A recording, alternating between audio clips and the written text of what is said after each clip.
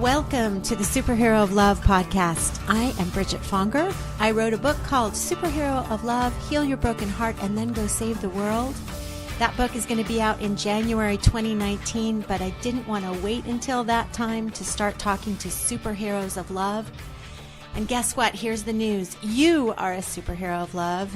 And through talking to other superheroes like yourself, tapping into that little superhero inside of you, I'm hoping that you and I and all of us start feeling more and more like superheroes of love, meaning that we love and are loved more than ever before.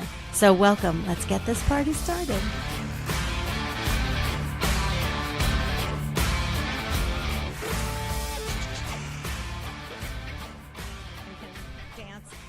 Welcome, superheroes. I am sitting in a kitchen, and it's not my kitchen. I've been kidnapped by the makers of the podcast called The Other F Word, which is... You guys are being so silent and staring at me that I freaked out that I had said something wrong. I failed right at the beginning. Yeah, that's how we like to roll. So I'm sitting here with, who just spoke, Melissa Brohner-Schneider. That's right. I said that correctly? Yes. And Sara Singer Schiff. We like to have complicated names just to test you. This is a test. This is only a test. And thank you, God, Morgan Simpson, for having an easy name. Well, men are more simple beings, so, you know, it's just the way it goes. I'm surprised you didn't take that too well. That's the way I roll. That's me. That's Morgan. That's the way I roll. I just... Down the line, he will tell us how soon. cool he is. But in the meantime, so I'm sitting here because my sweet, amazing new friend, Susan Siegel of Susan and Doug Siegel, who I interviewed for my podcast. Love them. Yes. And she was like, "Oh my God, you have to meet them." And I was so excited. And I started listening to your podcast, and I'm now addicted to your podcast because their podcast is, as we just said, called The Other F Word. And that other F word stands for Failure. And I want to talk to you guys. Okay, so I want you to tell us the origin story of how you came to be, but the whole thing I'm so excited to talk to you about is taking care of our hearts in the midst of failure. And you've talked to so many people who have been taking care of their hearts in the midst of what they consider the worst failure of their lives. And when you listen to the podcast, you just go, "Oh, that, there but for the grace of God go I," or "that same thing happened to me," or "not as bad happened to me," or "much worse happened to me," or whatever. Thank you for coming and talking, because we haven't had an entire podcast at Superhero of Love just on this topic, so I'm totally excited about it. And the other thing that we haven't talked a lot about is parenting, which is part of your origin story. So tell us about your origin story, the birth of the Other F Word podcast. The birth of us. Well, there are four of us. Three of us are here, and then Bipasha is our producer, who's behind the scenes. She's so behind that she's not here. We keep her in a little closet, A little bring her box. out.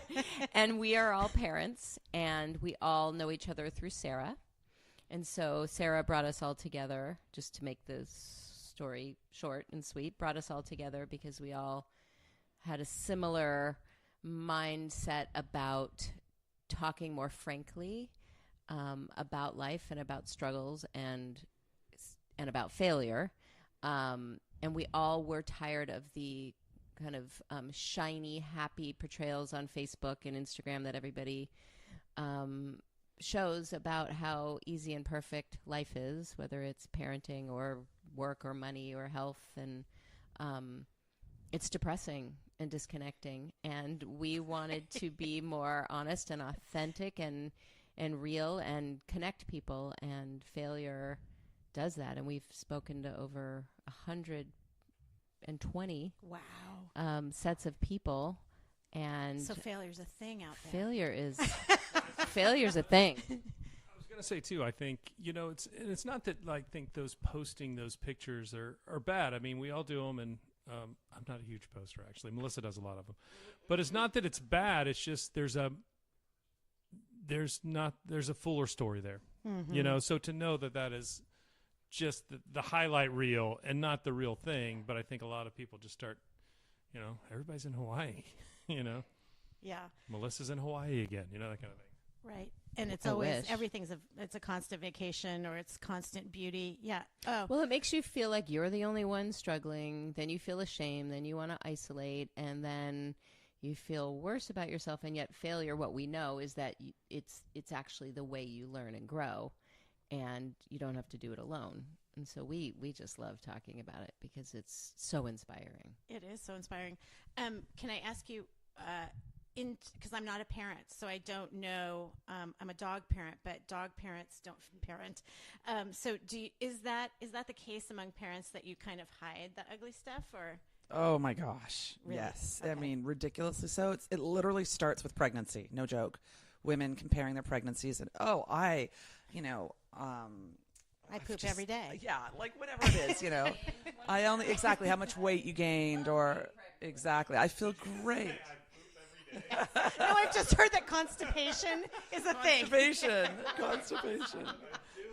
Oh, you love talking about poop, yeah. Yes, Oh, yeah, you're we right. like- You're a man. You're right. I don't know. I love talking about it. I'm not afraid to talk about it. Maybe that's- Oh, come on, Morgan. Admit it. Admit it. Just a sidebar. Is this a poop sidebar, No, by the it's way? not a No, poop okay. No, but it's so funny you said dogs. But first thing was, our dog snuck out the other day, and like a neighbor brought him back, and I felt shame. Oh, So yeah. you can feel, it was Yeah. like, oh God, Oh, you know. God. Oh, God. I feel shame. My dog just scooted on the floor. You know how they scoot every once in a while, and I felt shame that she had scooted. Well, you should. I think Jesus, that's the right. I mean, like, wow. I can't. Thank But- God I didn't have but- human children. Well- Jesus. I felt just like. Yeah, raises it to a whole new level because there is so much failure and so much comparison and so much pressure to be perfect to a point that is crazy making. I mean, by the way, cut to where we are this week with this whole college Exactly. scandal. Literally, that to me is the pinnacle of really of this drive for perfection that people feel. I mean, there's a whole other level. Let's interrupt and say what the hell that we're talking Yeah, about. what the fuck? Because it's in our brains so prevalently. So Can I say fuck, by the way? Yeah, we say it all the time. Okay, good. Yeah, superheroes of love speak powerfully, whatever words are needed. Okay, good. Okay, so this week, did you say it in your words, as a parent's words? You tell us what happened in the news this week. Explain to the listener. Oh, okay. So I'll try my best. So parents were caught in a whole fraudulent scandal that whereby parents were cheating using a what are they called? A college. SAT prep. No, using a college. He was a somebody who works consultant. Thank you. That's the word, consultant, to help them get into college. But doing it the side door, as they called it, that he cheated. He was bribing coaches. He was bribing officials. They were getting students to sit in on the SATs and pretend that they were the kids of these clients of the parents. And they got caught. They got caught out because they were trying to get their kids into these elite schools, and these kids were not necessarily, they weren't necessarily like Stanford kids, but they weren't dumb kids. I mean, I'm sure they could have gotten into any kid can get into any school pretty much. There are schools for every kid, and these parents, for these parents, it wasn't enough, and they clearly, were driven to take the illegal route and bribe and scam and commit fraud to get their kids into the colleges that they felt were acceptable. Is that an okay description? I just wanted to bring them up to speed. So tell me how that. So first of all, do you know it? Are you 1 degree of separation from any of those people? You are.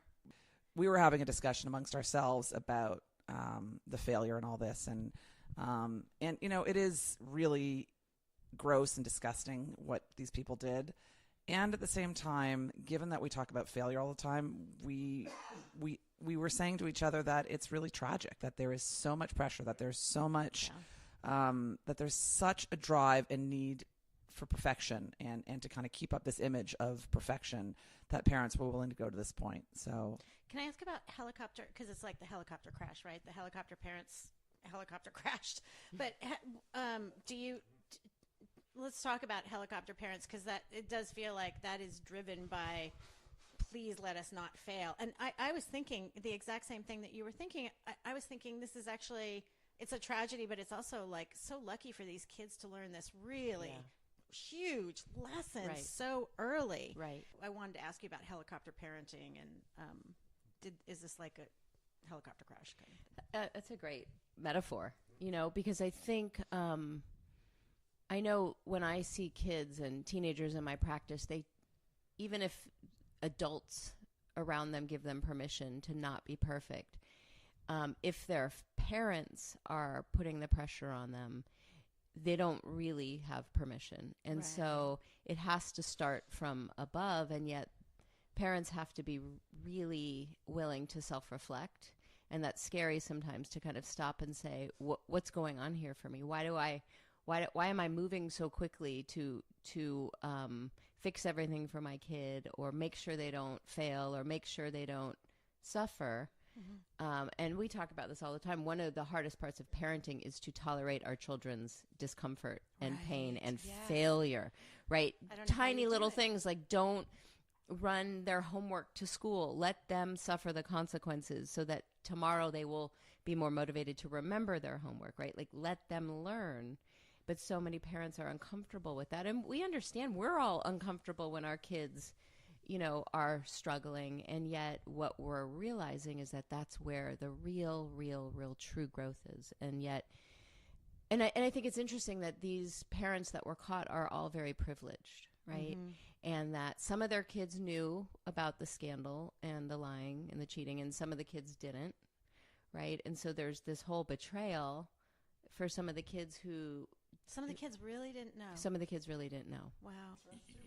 And I want to throw something out there, and I throw this just as a reflection and a question to your listeners, because I don't know the answer to this. I'm just curious, because it may be the same in New York, but I know in California, like I'm from the Southeast, and there's some state schools that are harder to get into, but like if you go to, if you're, like I was born in Alabama, if you go to Alabama, you can get into Alabama and you can get a job anywhere in Alabama. Like, it's a huge degree, like, because people are familiar. Same with Georgia. Like, my brother went to the University of Georgia. You go to Atlanta and you have a University of Georgia degree. In California, this is not to excuse anything. It's almost impossible to get into state schools. Yeah. Like, you can't like, there's nowhere to go. Like, it's a weird thing here for me, like, adjusting to that. And, like, my wife went to UCLA. My boys love UCLA. So it's like some people have to you're start like, in you're like colleges. That's a new thing since I went to college, for sure. Yeah, so it is an interesting thing. I'm not trying to excuse any. It's not excusable, but it is like there is an interesting thing that I've just noticed in California that is not like other places I've lived. It's very tricky.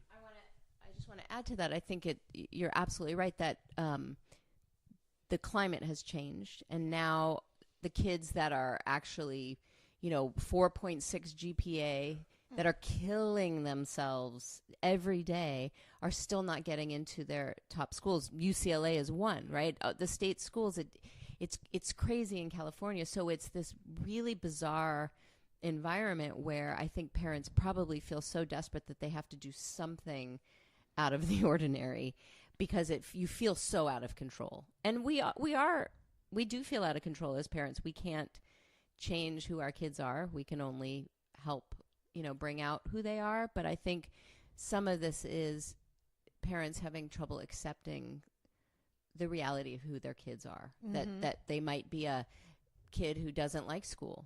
They might be a kid who doesn't want to go to school. They might be a kid who wants to go to junior college for 2 years and then transfer. They might be a kid who wants to take a few years, and that as a parent, you have to reconcile that vision, right? And I think some parents just aren't able to do that so easily without help. Can I ask you a follow-up question as a therapist, because you're working with, so this is Melissa talking, and she's a marriage and family therapist. Right. And so how do you help the parents look at themselves to get to the bottom of why they are, because some parents are way more attached to, like it's a full extension, a mini me of them. So right. what do you do to That's help a great them? question. For me, that's, I think, the bulk of my work with kids is that I'm working with the parents, because that's where a lot of this stuff is coming from. And I think for me, I have to create a place of non-judgment and no shame. So a safe place to really look at what's going on for a parent. I'm also a parent, so I come to the relationship as someone who really knows what it's like to struggle in the same way, that we're all struggling with this. And, you like know, all humans, we're all humans, humans, right? Right? We want control of the outcome of that thing over there. That's right. And we're and we have so much anxiety as a culture about, I think, as we talk about perfection. So helping parents look at that, and again, helping parents look at their own childhoods and where this came from. Where did this pressure for them come from, and gain some self-awareness. And then also, what are they catastrophizing? Like, really, what's their fear, and let's look at what all the fears are. And once you face it, it might not be so bad. So, but it's a process. Parents have to be willing to look at themselves, and usually they see their relationship with their children change and ease up and can enjoy the moment so much better. And I always say to kids in my practice, I went to 7 different colleges. I didn't feel good about it, but nobody cares where I went. I love what I do for a living, but it really doesn't matter where I went. It's the journey. It's the journey, that you right? took to get there, Yeah, and yet there's so much pressure on our kids to go from a straight line from one point to the next and not fail. Yeah, not fail. One more thing, if I can add, although Melissa said that beautifully, is that we also often on our podcast we try to encourage conversations that look at this type of stuff, and whether it be about parenting or relationships or anything in life. And in addition to looking at yourself, it's also, we talk a lot about trying to understand how you're wired and what your inclination is. What type of personality are you? What are you inclined to do? Do you go to that place of anxiety? Do you shut off, and do you freak out? Do you isolate? Do you, what do you do? And figuring out how you function and what your tendencies are, and accepting them and not feeling shame about them, because I think that's a huge factor, is that we often think, we've always been told something, you're overly sensitive, or, you're such a, you're so high strung, or whatever it is. Right. And you dismiss. You just recently had somebody on, right, who was told they were too big. They were too big. Exactly. Too much, Jessica, that's right. Yes. Jessica Winther, that's right. She was always told she was too much. Exactly. With a sick child, and she had to stand up and be an advocate for that child and be a warrior. And totally. It's like, well, that too much and too big came in pretty handy. Totally, right? Totally. Yeah. It's so true. So it's understanding who we are and accepting it and embracing it, because there are pros and cons to all of our qualities, right? And so. Well said, Sarah. I think part of it too is, the good part of it. I mean, because it is there, or I say the good place it comes out of is you don't want people to feel pain on some level, So there's a part of it that is just like, look, we want to avoid our kids having pain, but that's not possible. One, and it's the way they kind of build up resilience and the way to function in the world. But it's tricky, That's one thing I've learned about the failure is it's tricky. It's an ongoing process. It's not something. So if you're the person who just says hey, I want to solve this failure issue, it's not going to happen. Right. It's just like building muscles, getting better techniques, and just kind of like Sarah was saying, learning how you're wired, learning how you handle things, being able to ask yourself certain questions to kind of help yourself get through it. But it's a process, and it's there's no getting around kind of the discomfort of it. Yeah, I love that about your podcast too, because failure is always a green topic, right? But and every episode that you listen to, it's like, oh, this is, and every single one, even if you have nothing, I'm not a parent, I don't have a sick child, and blah, blah, blah. But it's like, that gave me every single episode gives you so much. In my book, I deal with a lot of shadow work, it's a thread throughout my book. And I love that you guys you always take a deeper dive in every single one of your interviews. It's like, so what's underneath that? What was triggering you? Mm-hmm. What from your past, was there something from your past that there's an old wound that needed to be uncovered? Yeah, because we're all, we say a lot on this. We're all coping with things, in some way, in more healthier ways or bad ways. And that's one thing I like about looking at failure, even though it can be painful. It actually can also be taking a big weight off your back. Because there is no perfection. It's just a shield you're wearing that's really heavy. So being able to take that off and look at it, even though it can be tough work, it still can be a great relief in ways. Yeah. And I was thinking, Morgan, along that lines, that our job as parents is to model for our kids that we fail. So I think that can be really hard because maybe we want to show our kids we don't, and so they don't have to, and we're doing a disservice to them. They love to hear stories about how we fuck up, and they love to actually see it if we can own it, right? So that's one of the best things we've learned is talk to your kids and say, you know what, I made a mistake today. And I'm so sorry, or this is what I learned from it, or what would you have done differently, right? To have these dialogues. And I know as parents, we have all experienced that with our kids, that once we actually talk about this big F word, this other F word with them, it takes away the dread and it frees you up and it brings you closer. But so many parents don't really have like a map for that because maybe it wasn't done for them, right? We've learned a lot about that when we ask people, like, who taught you about failure? Did you have any role models? And often it wasn't parents teaching kids about it. And so we're trying to change that. We're trying to go to schools now and talk to parents about tolerating failure, valuing failure, celebrating it even. But it is new for a lot of people. And I think as parents, what we forget is the need to slow down, right? Because, and I'm thinking about these parents in this scandal that there's this need to just keep going and push and push and push. And when we slow down and we think and we speak and we have those little tiny moments but I try to do that as a parent too, is like slow down and enjoy this moment and articulate it because it is so meaningful, because we all want to hear that we're enough. We all want to hear that we're loved. We all want to hear that we're seen, even if we're imperfect, right? But I think adults forget to slow down. Yeah, that's a beautiful thing. How often do you guys apologize? Do you find yourself apologizing to your kids a lot, or saying, "Hey, mommy did that wrong"? Or no, Morgan doesn't. Never. Morgan is perfect. Oh my God, we should have said that up front. What did you mean? I don't understand what you're talking about. Apologize. I did.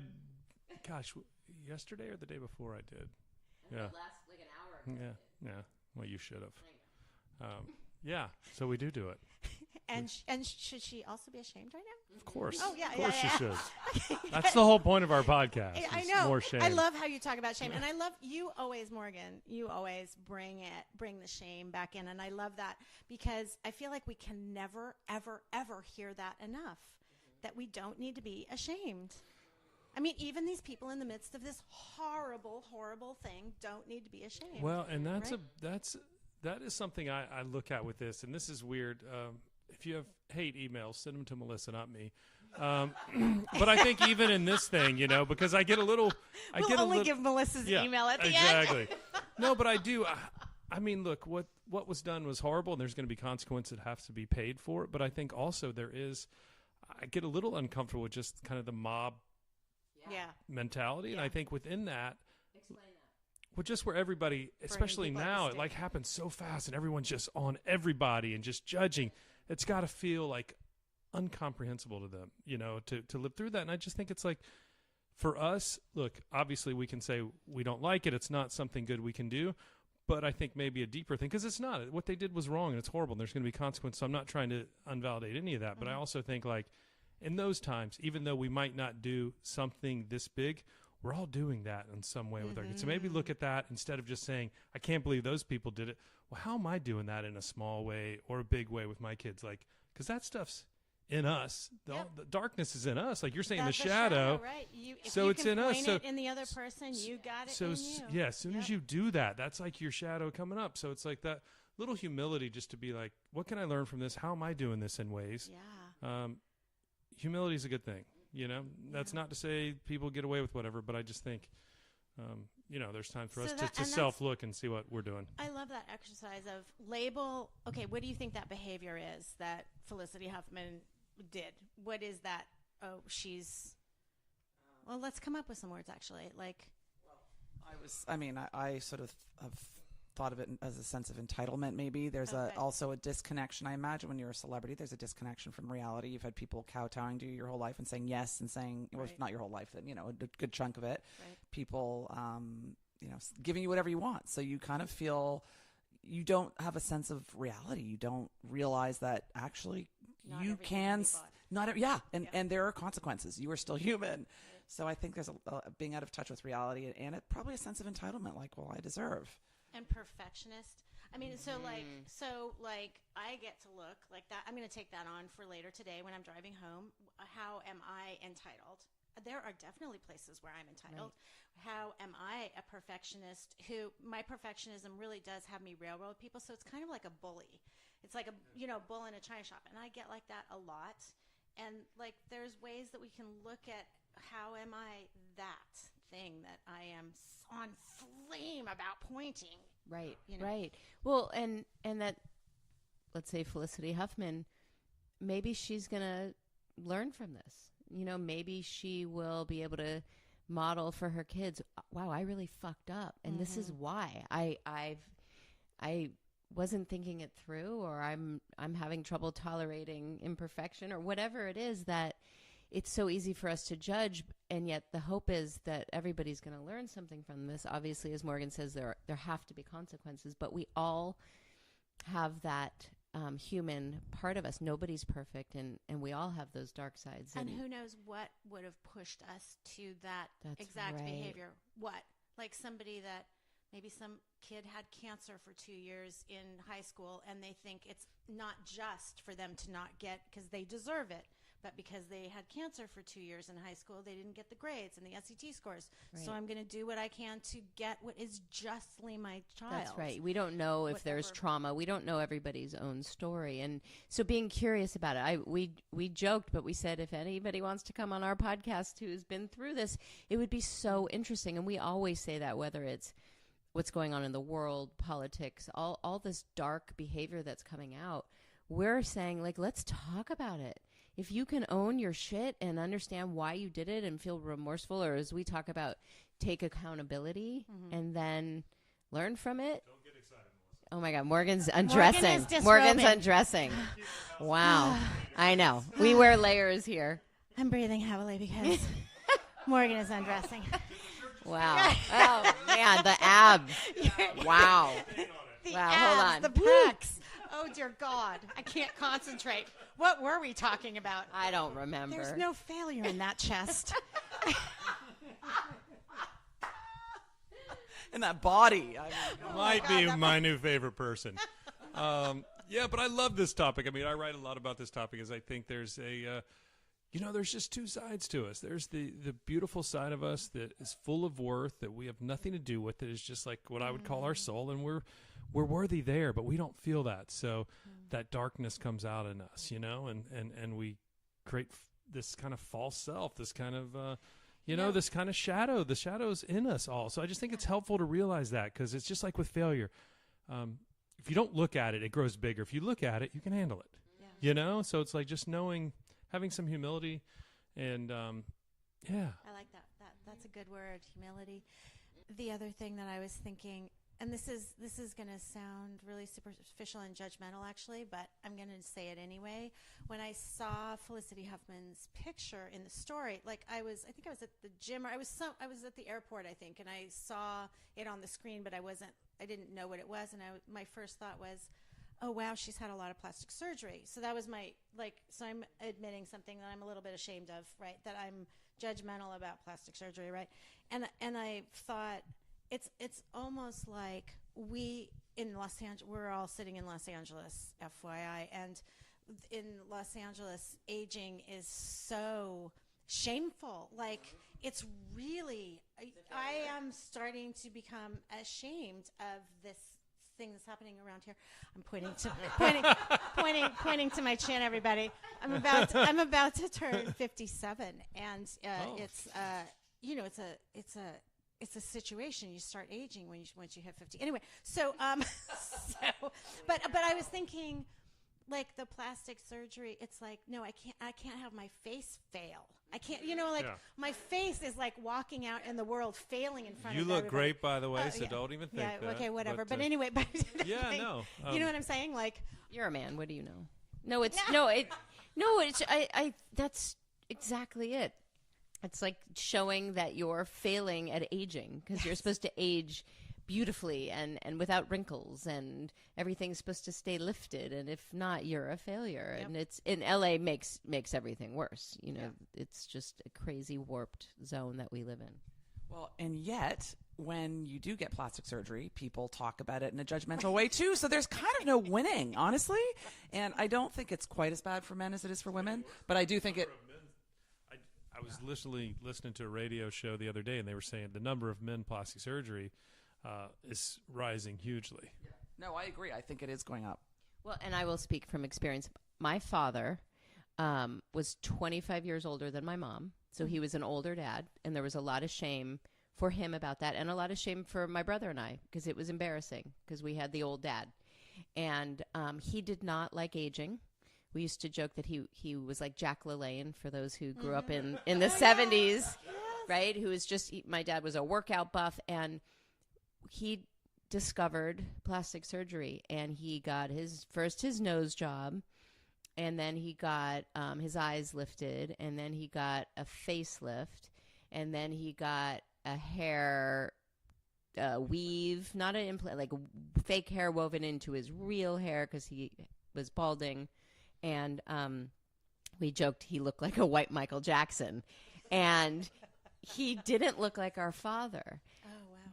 But he was so happy. Oh, he was so happy. We were all kind of horrified and sad that he couldn't be happy with himself, but he was so happy.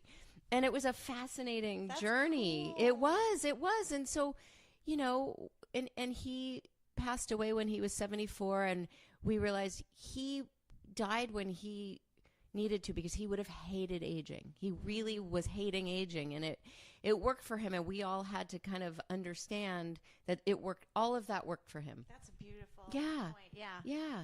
But it makes you happy waking up, and yes. It did. And I don't look tired anymore. Right. I've heard that comment. Right, because Like, my I love eyes that I don't are look not tired. capable of looking tired. Nothing on me moves. And but I will tell you, he said to me when I was 16 or 17, he said, Melissa, I made an appointment with you next Tuesday with my plastic surgeon to get your nose done. Wow. Because I had the same nose that he had before he got Michael Jackson's. And I was like, oh, cool, because I hated my nose. I was like, okay. Well, that's nice of you. It's Michael Jackson. No, I'm joking. This is my nose. And I was really excited because if I had the same nose, and he had all of a sudden had a cute nose, and I didn't like my nose because I was a self-conscious teenager who wanted to look like a perfect specimen of human Beauty. Robots. Yeah. And I went to my mom, who's the polar opposite of my dad, who was more of a hippie, you know, nature lover. And she was like, over my dead body, you are not touching anything. And so there I was, Thank caught God. between my She mother really and my does father. have a But I cute nose. listened to my mother, and I'm grateful. But, you know, again, there's a parent projecting their idea of perfection onto a child. And what do you do about that when you don't have the other sane parent going over my dead body, right? So your dad may have paid for your SAT scores to go up if for sure. He probably would have done a lot to keep everything looking a certain way. Although I think for him, he valued learning the hard way. So he didn't rescue us. Just appearance, though. Yeah, you could suffer grades and work. He didn't rescue me in that area. But your nose better be a cute little Michael Jackson nose. It's funny though what people value, right? Yeah. It's every family's different. I love that he was happy. That He was totally so changed the conversation in my brain. happy. I'm very grateful for that. That's Right? awesome. Yeah. Right. Well, can I add too that I had, when I was growing up, I had a Jewish girl's nose, and I was extremely self-conscious about it. And I had it, well, it's because this is not my original nose. I know, but I would never have known that. Well, But thank yeah, you. she I has had a super good plastic cute surgeon. Yeah. But honestly, that is another experience where, you know, I try to talk about it openly because I want to let people know that, you know what, that was an instance where it was literally transformative for me, where I went from being so self-conscious. I literally would not want to let people, like I would stand in certain places so people wouldn't see my profile because I didn't want them to see the bump on my nose or how like kind of hook it was. And I was so painfully self-conscious. And, you know, in an ideal world, I would have accepted myself. But realistically, I'm not, I don't know. I don't regret it for a second. And I've told my kids, not that I want to encourage it, but you know, because it is a mixed thing as a parent, you know, getting back to that. Like, I don't want to be saying to my kids, hey, you got a problem? Again, hey, let's spend lots of money and go under the knife. Hey, you know, that's a great solution, because it's not.